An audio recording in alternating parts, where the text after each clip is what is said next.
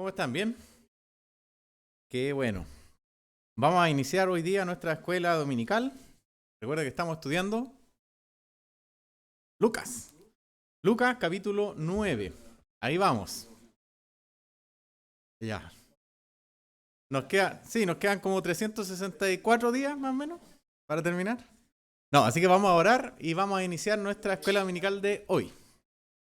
Señor, gracias te damos en esta mañana por tu amor, tu misericordia. Gracias, Señor, por permitirnos llegar hasta aquí para dedicar, Señor, este tiempo para el estudio de tu palabra. Te pedimos en esta hora, Señor, que tú que eres un Dios amoroso, misericordioso, puedas, Señor, estar a través del estudio de hoy, hablando en nuestras vidas, Señor. Habla en nuestros corazones, corrige nuestros errores, nuestros pecados, Señor, y ayúdanos para poder ser perfeccionados por ti, ser esos hijos que tú esperas ver en nosotros. Así que dejamos en esta hora, este tiempo, en tus manos, Señor, esperando que tú obres a través de tu palabra y puedas bendecirnos, Señor, con ella. A cada uno de los que estamos aquí, Señor, en nuestras distintas dificultades, aflicciones, lo que sea que tengamos en nuestros corazones, Señor. Lo ponemos en este momento en tus manos. Nos disponemos, Señor, para recibir de ti tu palabra, Señor, y tu consejo para nuestras vidas. Oramos en el nombre de Jesús, nuestro Señor. Amén. Bien, vamos a estar entonces hoy día en Lucas, capítulo 9. Vamos a continuar lo que hemos estado estudiando. Pero antes de decirle los versículos, vamos a hacer como un repaso, que obviamente tiene que ver con la clase de hoy, por eso quise hacer el repaso. Y más o menos hemos estado viendo en los capítulos anteriores, ¿cierto?, la venida de Cristo a la tierra, de Jesús, la persona de Él, haciendo distintas cosas. Y dentro de esas cosas que Él va haciendo, hemos podido ver, ha sido tangible, la misericordia de Dios.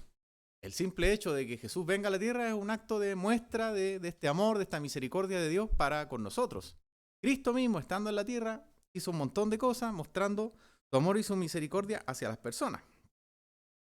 Sabemos que Dios es justo, que Dios es verdad, que Dios no tolera el pecado, y aún así, nosotros, conociendo las cualidades de Dios, ¿cierto?, su intolerancia al pecado, sabemos que hoy deberíamos estar muertos a causa del pecado.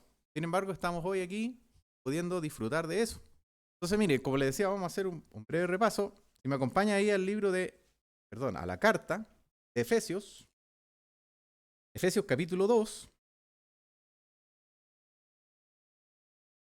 vemos una muestra de esta misericordia de Dios y una respuesta a por qué hoy día podemos estar vivos y no muertos.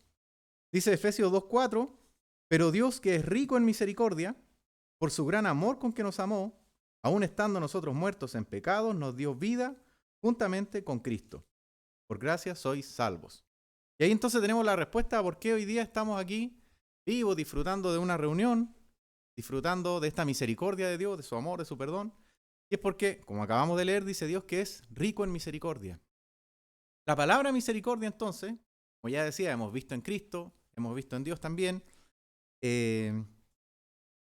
abarca varios conceptos. Por ejemplo, tiene que ver la misericordia con el amor, tiene que ver con el perdón, tiene que ver con la compasión, tiene que ver con la generosidad. Que Dios es misericordioso no porque nosotros mereciéramos algo. Dios es misericordioso sin que nosotros mereciéramos algo y nos da, por ejemplo, la salvación, la vida eterna. Nos dio a su Hijo para que viniera acá a darnos esta oportunidad. Entonces, me imagino que va quedando claro, ¿cierto? Y hemos estado viendo este concepto de misericordia, que Dios es misericordioso y que Jesús, estando en la tierra, tuvo misericordia también de las naciones, de las personas. Miren, vamos entonces, Lucas, pero no vamos a ir al 9, como les decía, vamos a repasar algunas cositas. Capítulo 5, pensando en esto de la misericordia, los versículos, por ejemplo, 12 y 13, dicen que sucedió que estando en una de las ciudades se presentó un hombre lleno de lepra, el cual viendo a Jesús se postró con el rostro a tierra y le rogó diciendo, Señor, si quieres, puedes limpiarme. Entonces, extendiendo la mano, le tocó diciendo, quiero, sé limpio, y al instante la lepra se fue de él. Aquí vemos, por ejemplo, un acto de misericordia. Un leproso considerado en ese momento inmundo, alguien que a nadie se le quería acercar, estar ya relativamente cerca de él era un problema para las personas. Y Cristo muestra este acto de amor, de misericordia, sanándole de su condición, dice incluso que le tocó. Algo que era ridículamente impensado, él lo hace.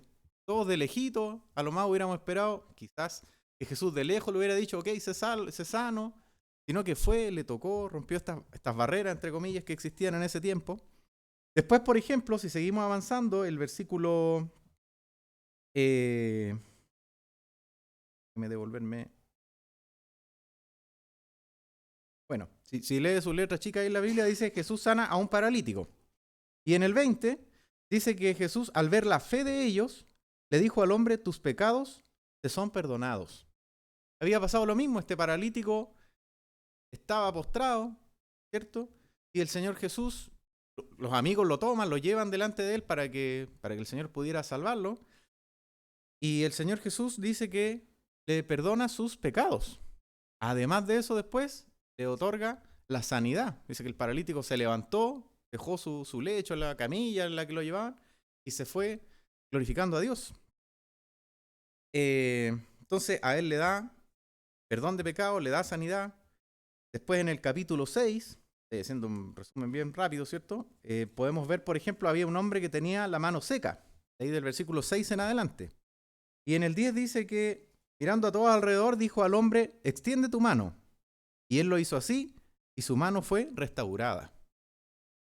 La enfermedad puede haber sido esta de la mano seca, pero lo importante es que nuevamente vemos al Señor, ¿cierto?, teniendo misericordia de las personas, no porque este que estaba enfermo mereciera ser sanado, sino que simplemente el Señor muestra su misericordia y lo hace. Bueno, todas estas cosas que hemos estado viendo, las cosas que Jesús hizo, que hemos visto en clases anteriores, están redundando de alguna manera y enfocando en el mismo punto que ya decía antes, que tiene que ver con la misericordia, ¿cierto? Y todo esto digámoslo así, se consolida ahí en el capítulo 6 con una enseñanza que rodea todo esto, donde Jesús está diciendo lo siguiente a sus discípulos, a la gente que estaba ahí. Les dice, pero a vosotros, versículo 27, 6:27, pero a vosotros, los que oís, os digo, amad a vuestros enemigos, haced bien a los que os aborrecen, bendecid a los que os maldicen y orad por los que os calumnian.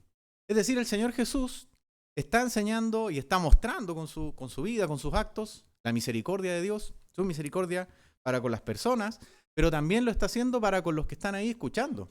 Le está dejando un mandato y le está diciendo, ustedes sean de la misma manera. Amen a sus amigos, obviamente, pero también amen a sus enemigos, lo más difícil.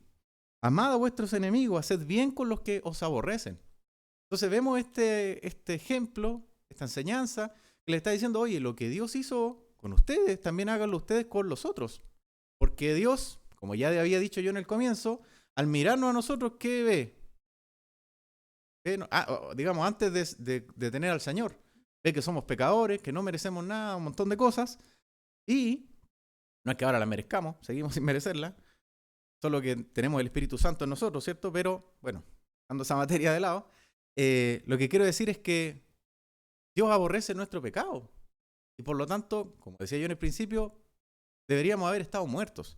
Pero por su amor, por su misericordia, envía a Cristo y hace toda esta muestra para poder darnos esta nueva oportunidad, lo que leímos ahí en Efesios, ¿cierto? Que por gracia somos salvos, que Dios es misericordioso. Y está diciendo, bueno, ustedes hagan lo mismo. Ámense entre ustedes, amen a sus enemigos, hagan bien a los que os aborrecen, bendigan a los que os maldicen y oren por los que os calumnian. En ningún caso les dice devuelvan mal por mal. En ningún caso dice, oye, al que te está hablando mal, tú háblale más mal todavía para que... No, ¿cierto? Dice, oren por ellos. Entonces, todo esto es una muestra, digámoslo así, una conclusión, entre comillas, de lo que estamos viendo ahora, de que Dios es misericordioso, de que Cristo fue misericordioso, y a sus discípulos, a la gente que le rodeaba, les transmitió también esta enseñanza. ¿Qué nos viene entonces? Solamente como recordatorio, digamos. Vamos entonces a ir al capítulo 9, donde pasó algo interesante en el capítulo 9. Recuerden que Lucas, me parece que fue Miguel el que lo dijo en algún momento, tiene un enfoque en el libro de ir explicando las cosas en forma temática, no cronológica, ¿ya?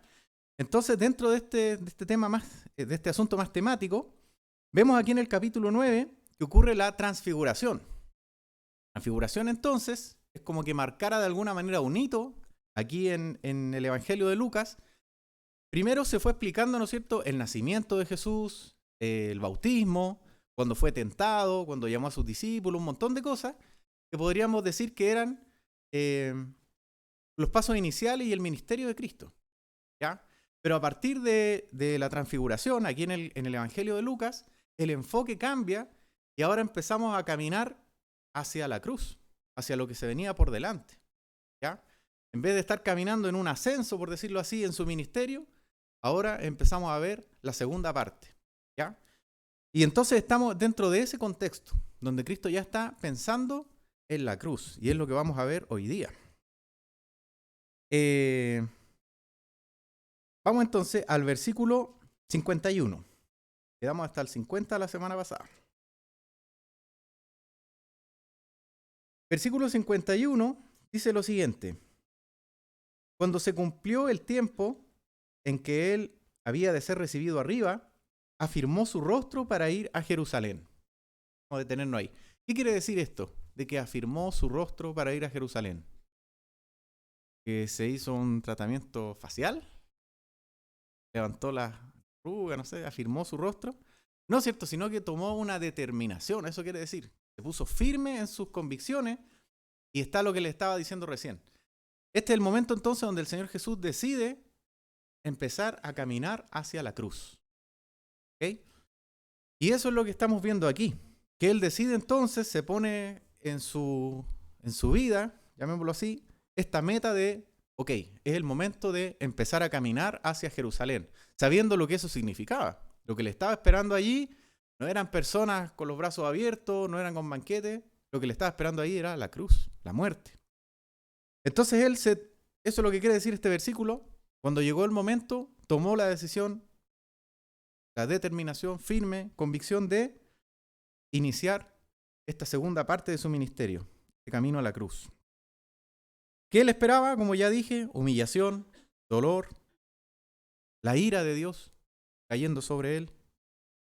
Pero, como hemos estado hablando recién a modo de introducción, vemos también ahí la misericordia. Porque él, en este camino que inicia, está mostrando una vez más la misericordia. Va a ir a morir ahí por personas que no lo merecen. Nosotros. Va a ir a morir ahí por personas que, diciendo que lo amaban, no le amaban, volvieron atrás. Dejaron los caminos que en algún momento habían dicho, te seguiremos. Bueno, estoy adelantando, perdón. Ok, entonces sabemos que eso es lo que se le venía. Pero él iba a cumplir con la voluntad del Padre, a lo que había sido enviado. Mostrar en forma práctica el amor, la misericordia. Sigamos leyendo entonces. Dice, y envió mensajeros delante de él, versículo 52, los cuales fueron y entraron en una aldea de los samaritanos para hacerle preparativos. ¿Okay? Es decir, dentro de este camino él dijo, voy a ir a Jerusalén, pero voy a pasar por Samaria. ¿Y qué entonces hizo? Dice acá que envió mensajeros delante de él para que entraran en la aldea de los samaritanos e hicieran preparativos. Empezaron a preparar su estadía ahí.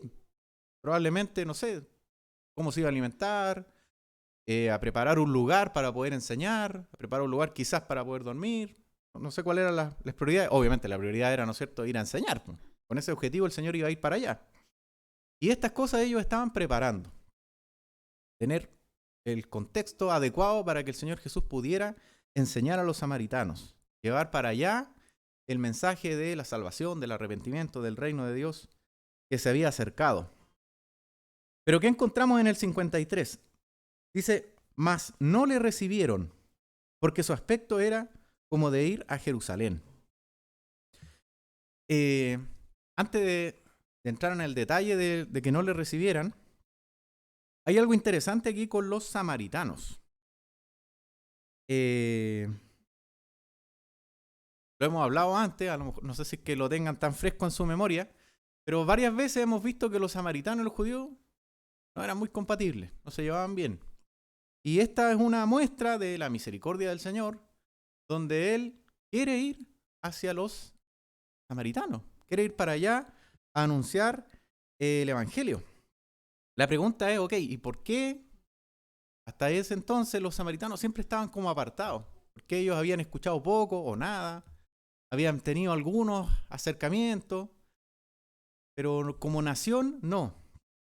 Bueno, para esto hay que remontarse al segundo libro de Reyes en el Antiguo Testamento. Vamos a hacer también un resumen breve, tan importante. En el capítulo 17,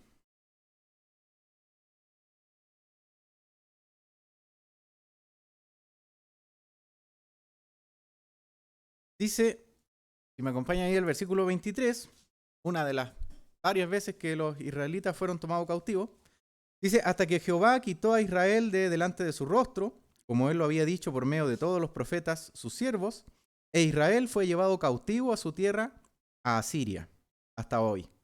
Y trajo el rey de Asiria gente de Babilonia, de Cuta, de Aba, de Amat y de Sebafraim, y los puso en las ciudades de Samaria, en lugar de los hijos de Israel. Y poseyeron a Samaria y habitaron en sus ciudades.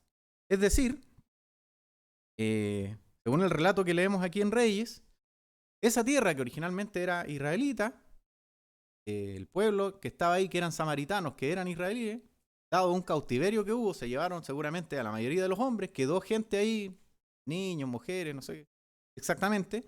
Lo importante es que el rey conquistador, que era el de Asiria, decidió tomar gente de distintos pueblos y llevarlos a vivir ahí, Samaria. Entonces se produjo una mezcla, digamos, donde llegó gente a vivir con judíos que eran de otras creencias, otras costumbres, otra religión, otro todo, ¿ya?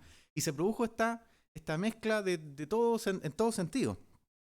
Entonces, por esa razón, los israelitas no miraban con buenos ojos a los samaritanos, ¿ya?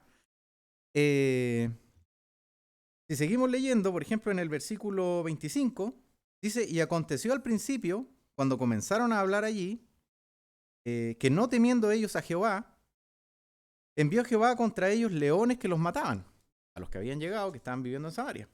Dijeron pues al rey de Asiria, las gentes que tú trasladaste y pusiste en las ciudades de Samaria, no conocen la ley del Dios de aquella tierra. Y él ha echado leones en medio de ellos, y he aquí que los leones los matan, porque no conocen la ley de Dios de la tierra.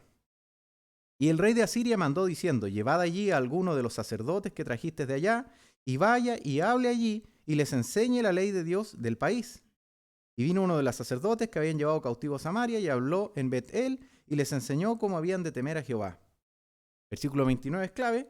Pero cada nación se hizo sus dioses, y los pusieron en los templos de los lugares altos que habían hecho de los de Samaria, cada nación en su ciudad donde habitaba. Entonces, dentro de esta mezcla que estábamos hablando, lo más terrible, se produjo una mezcla de conceptos religiosos, de creencia en Dios tremenda. Les fueron a enseñar de Dios, de Jehová Dios, y ellos que hicieron, ok, pero yo también tengo mi Dios, entonces entre estos dos vamos a hacer un tercero, que va a ser un poco de este y un poco de aquello. ¿Ok? Entonces, dado todo esto, israelíes y samaritanos evidentemente ya no iban a tener una buena relación. Los israelitas entonces, los judíos, despreciaban a los samaritanos a causa de esto. No eran de su propia sangre, no eran hijos de Abraham como ellos, y más encima que sus creencias eran distintas. Creían en Dios, pero también creían en otras cosas. Bueno, un enredo ahí no menor. Después, cuando fue la reconstrucción de los muros, ¿se acuerda el libro de Nehemías? Que Nehemías invita al pueblo a reedificar porque había sido destruida la ciudad entera, los muros estaban derribados, entonces ellos se levantan para restaurar los muros y los samaritanos dijeron, bueno, les ayudamos, pues, y nosotros también creemos en Jehová. ¿Y qué hicieron los israelitas? Ahora dijeron ustedes, no, la puertita para afuera, esto lo vamos a hacer nosotros. Y obviamente para ellos fue una puñalada al corazón. Ellos querían hacerlo y se les negó. Esto está ahí en el libro de Esdras. Pues lo quiere ver. Entonces, había un contexto histórico no menor de por qué se llevaban mal, lo queremos decir así, los israelitas y los samaritanos. Pero el Señor Jesús, que mostraba su misericordia constantemente, quería llevar el mensaje para allá. Quería ir a sanar enfermos, quería ir a entregar las noticias, quería ir a poner la salvación ahí, a mostrarse delante de los samaritanos. Entre paréntesis, dentro de todo esto que les cuento, también los judíos en algún momento le derribaron un templo que los samaritanos habían levantado. Tenían en Samaria un templo y los israelitas se lo derribaron. Entonces, bueno, la relación era definitivamente mala, muy mala entre ellos. Hay algo interesante que está en el Evangelio de Juan, que me acompaña para allá.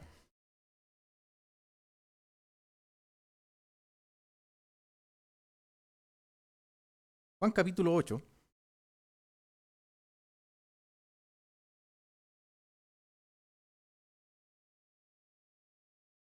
Jesús constantemente tuvo desacuerdos, digamos, con los israelitas, con los judíos, con los fariseos, con los escribas. Varias veces se discutió con ellos, ¿no es cierto? Porque estos eran duros de cabeza, duros de cerviz. Y estaban ahí siempre detrás del maestro, pero no para aprender de él, sino que con un corazón diferente. Estaban ahí para buscarle la yayita, buscarle el error, para tentarlo, para hacerlo caer. Y ahí en Juan 8, no es nada distinto, es más de lo mismo, digamos. Pero, si se fijan, vamos al versículo 47, por favor. Juan 8, 47. Jesús dijo lo siguiente: el que es de Dios, las palabras de Dios oye. Por esto no las oís vosotros, porque no sois de Dios. Palabras suavecitas, ¿cierto? No, palabras duras. Le está hablando muy duro a los que están ahí. Les está diciendo, ustedes no entienden porque ustedes no son de Dios. Siendo que ellos creían que lo eran. Eran la voz autorizada para hablar de Dios. Dice el 48, respondieron entonces los judíos y le dijeron, ¿no decimos bien nosotros que tú eres samaritano y que tienes demonio? A lo mejor podríamos pensar que es como una frase más el hecho de que le hayan dicho samaritano, pero en estricto rigor lo estaban insultando.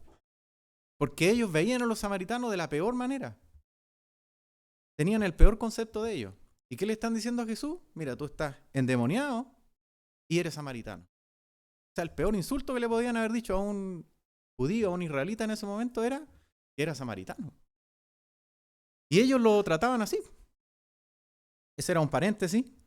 Le decía que había algo interesante ahí para que podamos ir entendiendo mejor este concepto de la pelea, la discusión que había entre judíos y samaritanos. ¿Ya? Pero como ya hemos dicho antes, el Señor Jesús tenía en su cabeza esta puesta firme de que Él iba a ir a Jerusalén, pero iba a ir también a llevar las buenas nuevas a los samaritanos. Volvamos entonces a lo que estábamos viendo, por favor. Lucas capítulo 9. ¿Qué más tenemos? Leímos entonces que el Señor Jesús trató de ir, mandó, ¿no es cierto?, los mensajeros delante de él, pero vimos en el versículo 53 que decía, mas no le recibieron porque su aspecto era como de ir a Jerusalén. Los samaritanos, que obviamente tenían una cosa recíproca hacia los judíos de no quererse, no recibieron al Señor. Y uno podría preguntarse, obviamente lo leemos acá, pero ¿por qué no lo recibieron? ¿Fue por el hecho de ser judío? ¿Ser israelita? ¿Dice eso aquí o no? No. Nos dice que lo rechazaron por ser israelita. ¿Qué otra cosa quizás podríamos pensar? ¿Por el mensaje que entregaba? Porque ellos tenían sus propias creencias, tenían su forma de ver a Dios.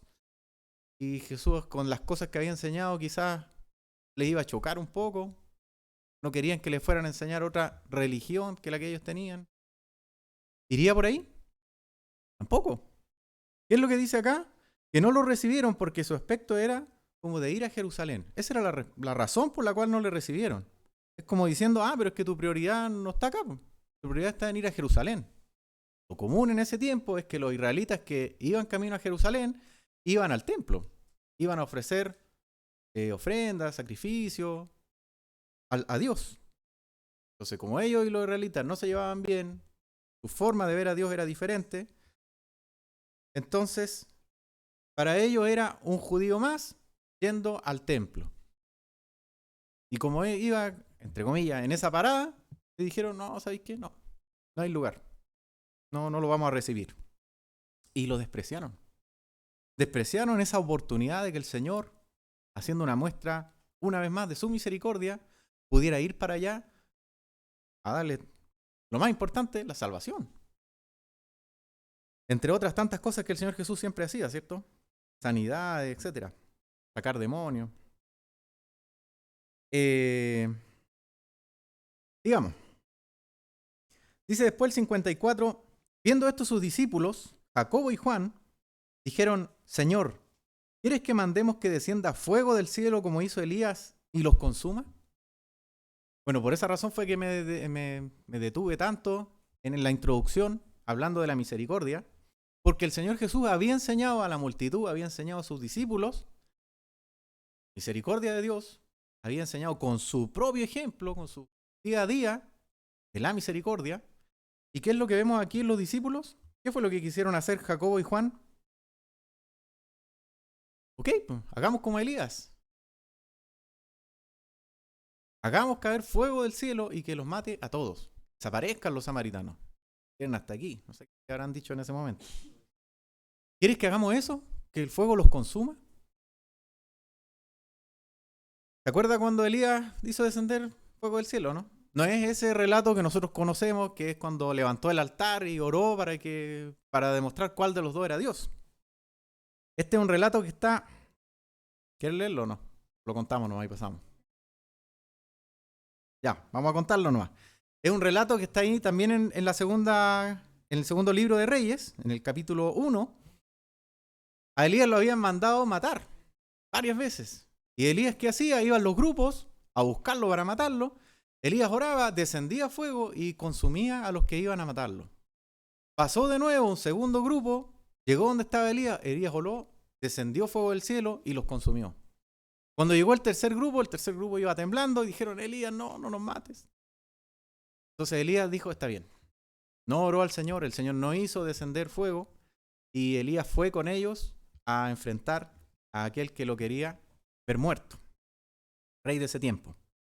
A ese pasaje está haciendo alusión. De hecho, en las Biblias normalmente sale ahí con letra cursiva, ¿no es cierto? El relato está en el capítulo 1, versículo 9 al 16. Teniendo ellos ese ejemplo en su mente, fue que llegaron aquí. Y dijeron entonces, bueno, hagamos lo mismo. Dado que los samaritanos no quieren verte, están rechazando tu oferta de ir para con ellos, entonces hagamos esto, que el fuego descienda y los consuma. Pero la respuesta del Señor, obviamente consecuente con su vida, con sus actos, dice el versículo 55, entonces volviéndose él, los reprendió, diciendo, vosotros no sabéis de qué espíritu sois. Porque el Hijo del Hombre no ha venido para perder las almas de los hombres, sino para salvarlas. Y se fueron a otra aldea. Interesante por el lado de los samaritanos que finalmente perdieron nomás. Porque dice acá que se fueron a otra aldea. Es decir, las bendiciones del Señor de llevar el mensaje, de ofrecer sanidades a los que estaban enfermos, de ofrecer libertad a los que estaban endemoniados, cautivos, la desperdiciaron. El Señor fue y lo hizo en otro lugar. Pero ¿qué enseñanza nos dejan acá los discípulos? Como vemos aquí, su ímpetu, sus, entre comillas, ganas, su camiseta puesta que decía aquí Jesús, los lleva a decir, bueno, el que perdió, perdió nomás. El Señor Jesús le dice, no, ustedes no saben lo que están hablando, no saben de qué espíritu son. Porque yo no vine aquí para, digámoslo así, para matar a las personas, sino para darle salvación. Para perder las almas, sino para salvarlas. ¿Y qué nos enseña entonces? Bueno, eso se lo enseñó a ellos. ¿Qué nos enseña a nosotros? Nosotros estamos aquí llamados para anunciar el mensaje del perdón, de la misericordia de Dios, del arrepentimiento, no del juicio, que es lo que muchas veces nos pasa, que caemos en esa línea delgada, queremos verlo así, donde creemos que somos, digámoslo así, los jueces, que Dios nos da esa autoridad para hacerlo y eso no es así. Es Dios el que tiene la autoridad para juzgar. Nuestro rol y nuestra responsabilidad es, como ya vimos aquí, como leímos ahí en en la enseñanza que dio el Señor de amar a sus enemigos y todo, de anunciar el perdón, de anunciar el amor del Señor, de llamar a las personas al arrepentimiento, no a ejercer juicio sobre ellos. El juicio le corresponde solo a Dios. Y esto, que los discípulos lo habían escuchado, Jacobo y Juan estuvieron ahí cuando el Señor Jesús dijo: amad a vuestro enemigo, haced bien a los que hacen mal, orad por los que les desean el mal. Ellos lo escucharon, pero probablemente no lo retuvieron en su corazón. Cuando tuvieron la oportunidad de haber recordado estas palabras, hicieron lo contrario. Y nosotros, pasen mirar al resto, ¿cierto? Yo creo que a nosotros también nos pasa. ¿Cuántas veces, quizás, a lo mejor hasta sin darnos cuenta, hemos sido jueces, en vez de ser el mensajero que lleva las buenas nuevas del Señor? Estamos a tiempo todavía, así que vamos a pasar a la siguiente parte. Son poquitos versículos. Quedamos entonces en el 56, ¿cierto? Después en el 57, vamos a ver acá, yo le puse como título a esta parte, excusas para seguirle, a la segunda parte del día de hoy. ¿Por qué excusa? Bueno, leamos, dice: yendo ellos, versículo 57, uno le dijo en el camino: Señor, te seguiré a donde quiera que vayas. Y le dijo Jesús: las zorras tienen guaridas y las aves de los cielos nidos, mas el Hijo del Hombre no tiene dónde recostar la cabeza. Así a simple vista, ¿vemos algo malo en este seguidor? El Señor Jesús rechazó lo que él le estaba diciendo. Él le dijo: Señor, te seguiré a donde quiera que vayas. No puso ningún pero, no puso ningún obstáculo. Hemos visto en otros pasajes, y lo vamos a ver aquí también, que muchos dicen: te voy a seguir, pero déjame primero terminar este asuntito y vuelvo. ¿Cierto? De ahí lo vamos a ver eso en detalle. Pero él no ofrece ninguna excusa, no ofrece ningún impedimento. Él simplemente dice: te seguiré a donde quiera que vayas. Pero ¿qué ocurre? Que el Señor Jesús, más allá de ver su rostro, ver su cuerpo, bien podía ver su corazón y sabía lo que estaba detrás de esta persona. Y por esa razón es que les contesta y le dice: las zorras tienen guaridas y las aves de los cielos nidos, mas el Hijo del Hombre no tiene dónde recostar la cabeza. Cuando el Señor Jesús hacía un llamado, este llamado no era algo temporal. No era: mira, te necesito por un mes y después de esto puedes volver a tus asuntos. No era: es de aquí en adelante hasta que te mueras, pero pucha, tenemos recreo de 15 minutos, tenemos descanso. Sino que el llamado que el Señor Jesús hacía era un llamado continuo y para siempre. Cuando el Señor Jesús lo llamaba y decidía seguirlo, la idea es que lo hiciera continuamente. Desde ahí en adelante hasta el día de su muerte. Todos los días, en todo momento. Y esta persona que estamos viendo aquí, dada la respuesta del Señor Jesús, porque conocía su corazón, no estaba buscando realmente tener una relación con él. Estaba buscando otra cosa. Con sus palabras vemos que sí. Eso es lo que estaba buscando. Señor, te seguiré a donde quiera que vayas. Pero en estricto rigor, él quería los beneficios, pero no quería los sacrificios. Él quería, a lo mejor, quizás le llamó la atención, él quería echar fuera demonios. Él quería ser discípulo porque había visto que el Señor Jesús le había encomendado a sus 12 el ir por las aldeas y poder sanar enfermos. Entonces a lo mejor él dijo: me hago discípulo, sigo, y ahora voy a ser yo el que ande sanando gente. Sanando enfermos, tengo un familiar enfermo, voy a ir, lo voy a poner en las manos y lo voy a sanar.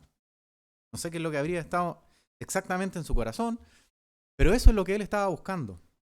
Los beneficios, pero no los sacrificios. Quería la parte bonita. Y por eso es que el Señor Jesús le responde esto. Que le dice: mira, en mí no va a encontrar comodidades. Las aves tienen lo suyo, las zorras tienen lo suyo, pero el Hijo del Hombre no tiene dónde recostar la cabeza. El Señor Jesús le está diciendo: no te estoy ofreciendo ninguna comodidad, estoy ofreciendo sacrificio. Eso significa seguirme. Dejar todo de lado para venir en pos de mí. Y evidentemente, hasta ahí no me llegó.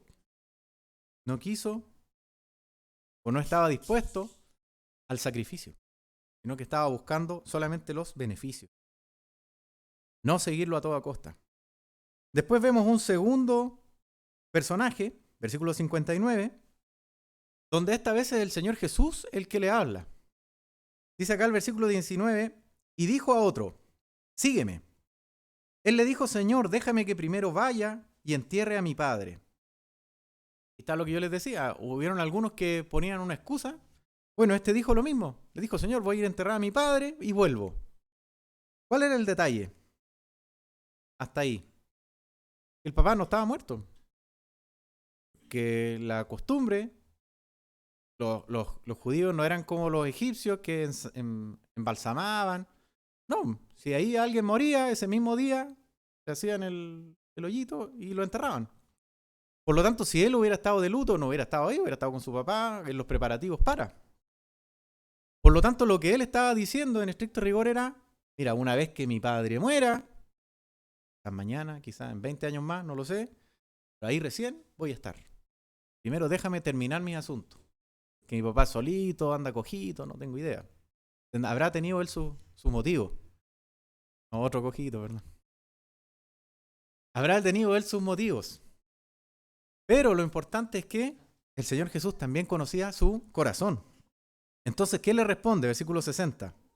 Deja que los muertos entierren a sus muertos, y tú ve y anuncia el reino de Dios.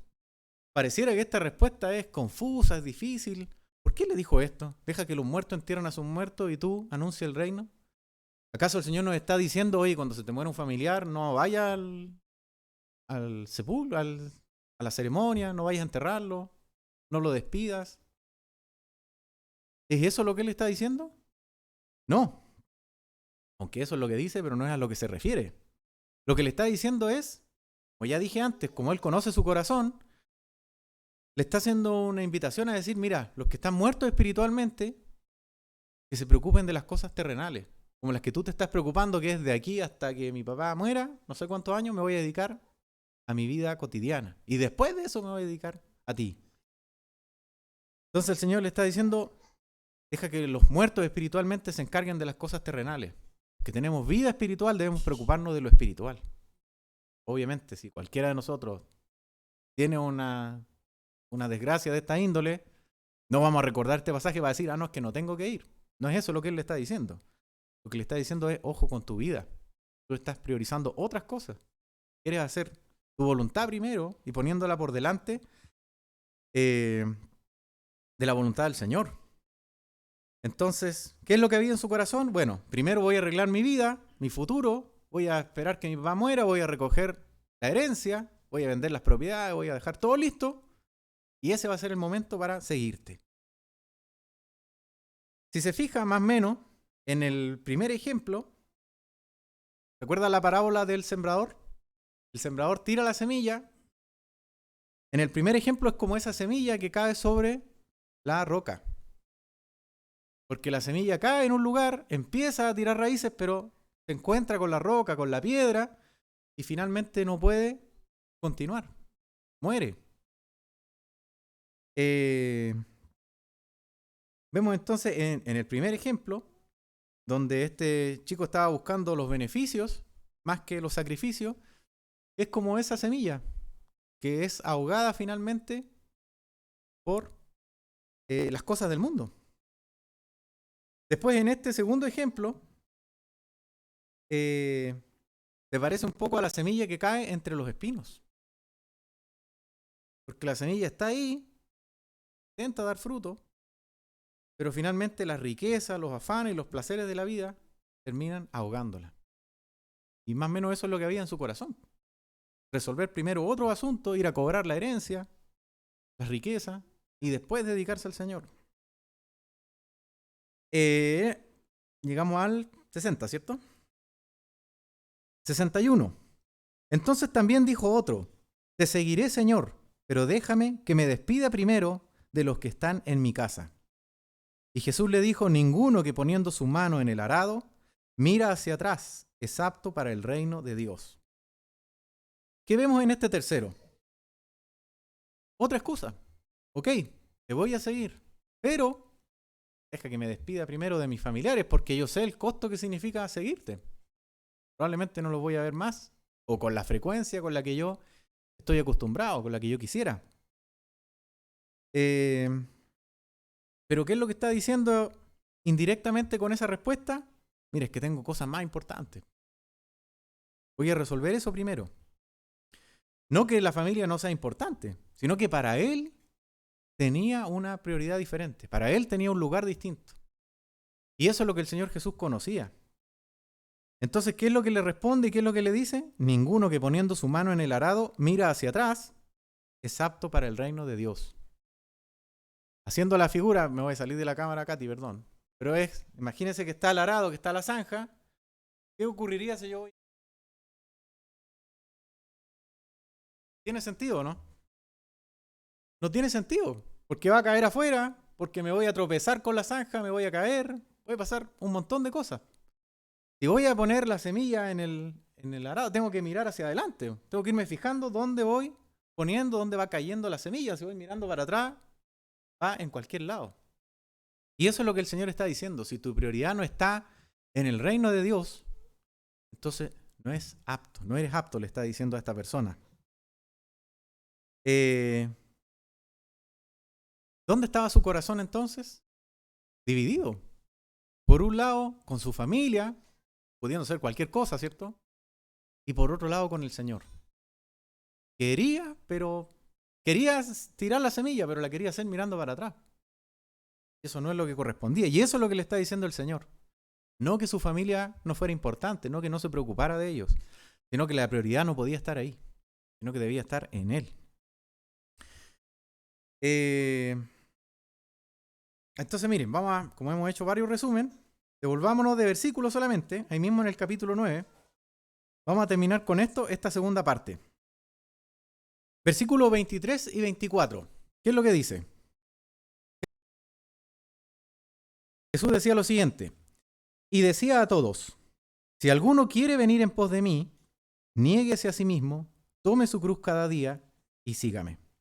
Porque todo el que quiera salvar su vida la perderá, y todo el que pierde su vida por causa de mí, éste la salvará.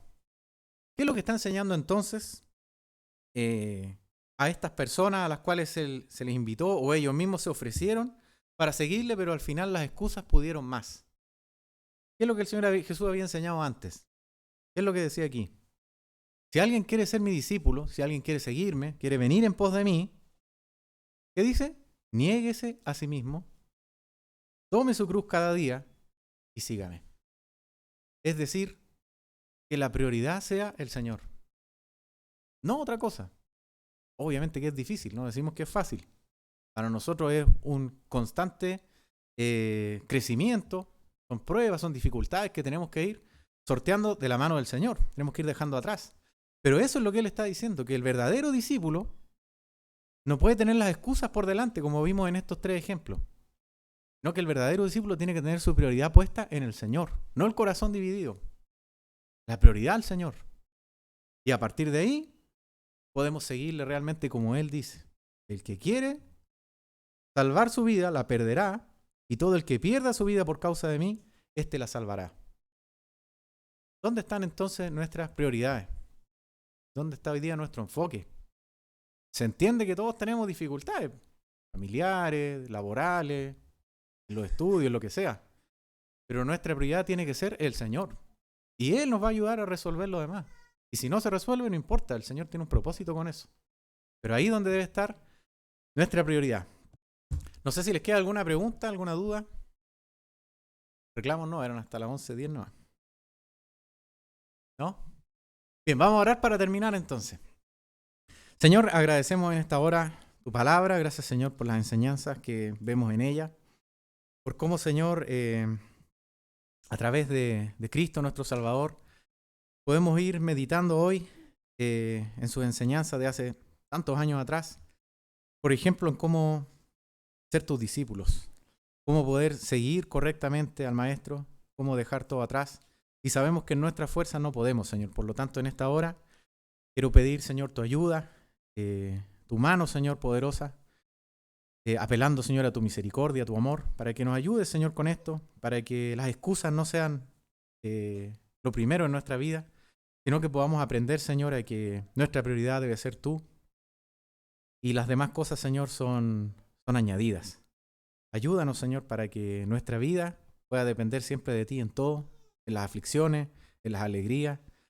Que no haya nada, Señor, donde nosotros tengamos el control, sino que siempre seas tú obrando en nosotros.